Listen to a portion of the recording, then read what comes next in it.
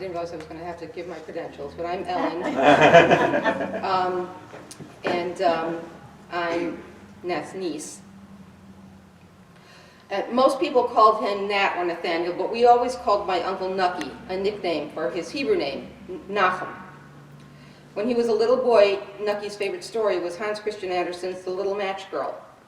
It is the tale of an orphan girl who tries to sustain herself on a cold winter night by selling matches on the street. Her redemption only comes when she sees a vision of her deceased mother, whom she follows to heaven. In the morning, the little girl's frozen corpse is found in the street. Nucky would read the story over and over and cry bitterly. It is no surprise that this compassionate little boy grew up with a strong desire to alleviate the suffering of others. His tools were politics and psychiatry. From his parents, Nucky inherited unambiguous ideas of right and wrong, and like many young people, he had some radical ideas in his youth. But unlike so many other young people, his passions did not abate with age.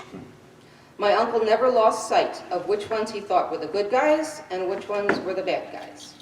He was proud of his social consciousness, and I think he enjoyed the fight. Nucky was never more in his element than when he had a cause. He always kept an eye out for a new one. My uncle took a bread and roses approach to struggle. In addition to his political views, he was known for his love of the arts, especially music. With his beloved Emily, he found a partner to fight injustice and to visit museums, enjoy the theater, or attend a concert. With Emily, Nucky knew he had hit the jackpot. I never heard him criticize her. I never witnessed a spat. I'm sure they had their quarrels, but not in my presence. All I witnessed was his constant stream of bad puns and the way he thanked her every evening for a delicious dinner. My uncle would meet many people's definition of success. He was a doctor with a house on Long Island, a devoted wife, and 3 bright children. But I don't know that he ever saw himself as successful. He expected to turn the world on its head, and instead he ended up with a middle-class life remarkably similar to that of many of his peers.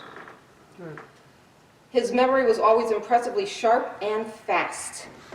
Once, my then husband and I were driving back to Baltimore after a visit to New York. After leaving Roslyn, we stopped in Brooklyn for dinner, and then we started for home. But once we got on the highway, I should mention, this is before GPS, my husband realized that he wasn't sure how to get to the Jersey Pike after all. So I called Uncle Nucky, who gave us detailed directions off the top of his head without looking at a map.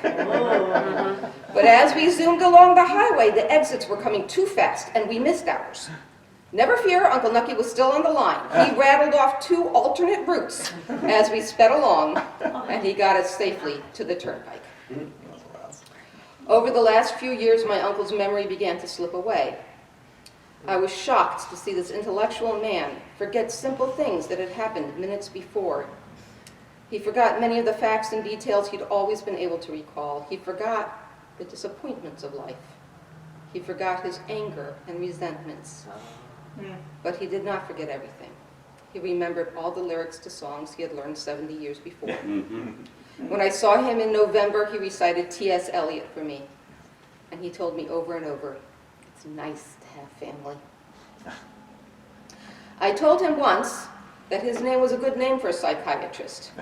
Nochum means comfort or solace, and I was very surprised. He did not know this until I told him. I find comfort and solace in the comfort and solace that Nucky found at the end of his life.